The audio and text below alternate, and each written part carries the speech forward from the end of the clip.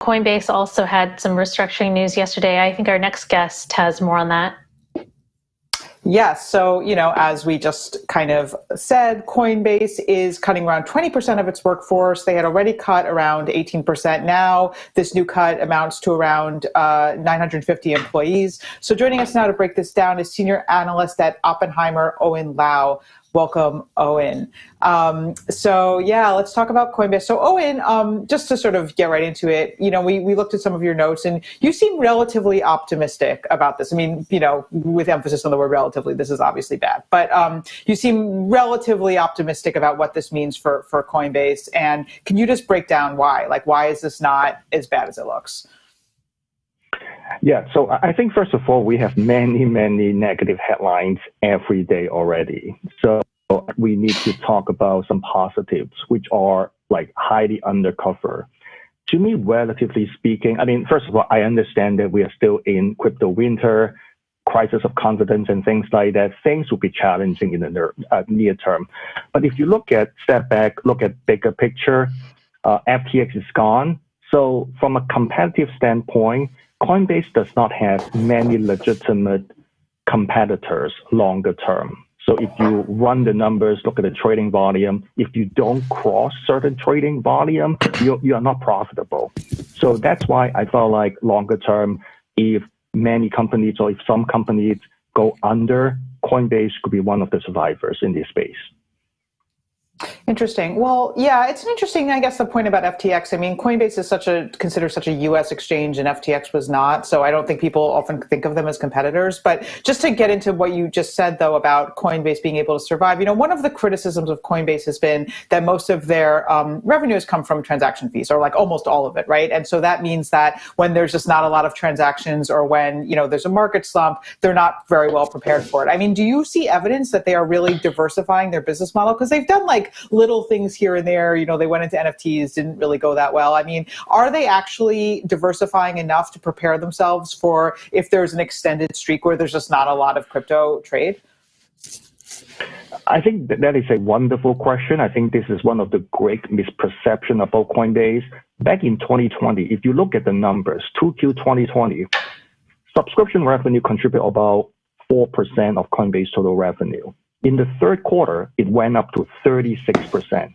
In fourth quarter, we estimate that it will go up to 40%. And in 2023, I think it will exceed 50%. Sorry, Owen, can I just interrupt you? What do you mean by subscription revenue? What is that exactly? What is subscription revenue? Right, subscription revenue is comprised of interest income, which is tied to the partnership revenue sharing agreement with Circle, the stable coin. They have the staking revenue. They have the custody revenue. So those revenues are not exactly tied to transaction. So that's why if you do the math like this, so they group it under so-called subscription and services revenue, which is outside of the trading revenue. So I think there's still, I think there's a misconception. In 2023, it can go up to 50% of Coinbase total revenue. When the Fed keep raising interest rate, the revenue share with Circle in terms of interest income will go up. So that's why if you cover the name of the stock, if you just look at the income statement, you don't realize this is Coinbase financials. You would think this is one of the broker firm out there. So I think this is a misconception that I think, I really want to clarify. I have to ask, because your estimates of EBITDA for this coming year, correct me if I'm wrong, is close to $1 billion in the red, correct? In other words, yes. And that's double the loss that it most likely suffered by your estimates in 2022. Coupled with that, the interest income, while that is, yes, in a rising rate environment, that's great for banks, that's great for financial institutions. But if there is a lack of interest, so to speak, a lack of demand from the retail market and from the institutional market for crypto assets, doesn't that affect ultimately the revenues that it would get from subscriptions? And also, you're looking at $1 billion hole, as your own notes show, and yet you see the stock doubling in price. It's based on a multiple of what? Because you're having all these losses, you're having all of these future, and even the things that would diversify its income aren't exactly set in stone. They're not guarantees. They're based on a lot of assumptions about the crypto markets that might not happen. So how are you doubling your target price here on Coinbase? So first of all, that $1 billion adjusted EBITDA loss is before they make the 20% announcement.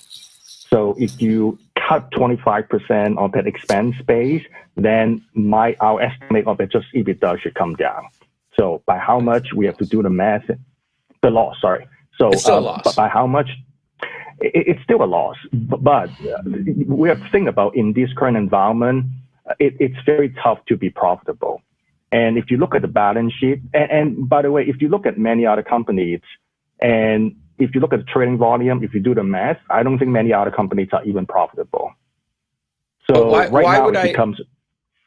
Why would I then invest in Coinbase when I could go to more profitable assets? Why would I, I don't get how you then double the price when it's going through these losses in a business that quite frankly is suffering through what we're calling an ice age. Right. So I guess if you look at the valuation, so the stock was down 80% already. So there are many bad news have been priced into the stock. The stock is trading at 2 times revenue. so it's like extremely like rock bottom, extremely cheap. So obviously there's a risk that it will go down further, but at 2 times revenue, we see more upside than downside from here. So that's why we felt like from a risk adjusted standpoint, it's still a good bet. And if you think about then why not other crypto companies? Again, why not banks? They have like right, exactly. So bank people expect rising rates and also pricing these rising interest income already. But for crypto companies like Coinbase, a lot of the bad news have been priced in, and there would be some good opportunity if the market turns. I don't think that has been priced into the stock yet. Yeah, I see that you have an outperform rating on Coin, the price target of about $72 in the next 12 to 18 months. The stock is up more than 20% this week, and tech investor Cathie Wood of ARK Invest has made her first purchase of the year of Coinbase stock, adding almost 34,000 shares of Coin to ARK's innovation ETF worth about $1.5 million based on the January 10th closing price. So do you just see, so you mentioned that we've reached rock bottom now. What are the catalysts to bring the crypto market and Coinbase back up? So I think the number one catalyst is still the Fed.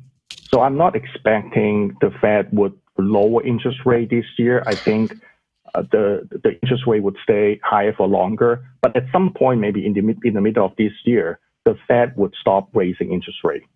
So that could be enough for the more risk on mode in the crypto assets market and also the stock market. So that would be one catalyst, which is the macro inflation and interest rate. And there are some fundamental catalysts as well, like the Shanghai upgrade in March this year, and also the Bitcoin halving in March 2024. So I do see some catalysts from the macro standpoint and also from a fundamental standpoint that can support the digital assets industry longer term.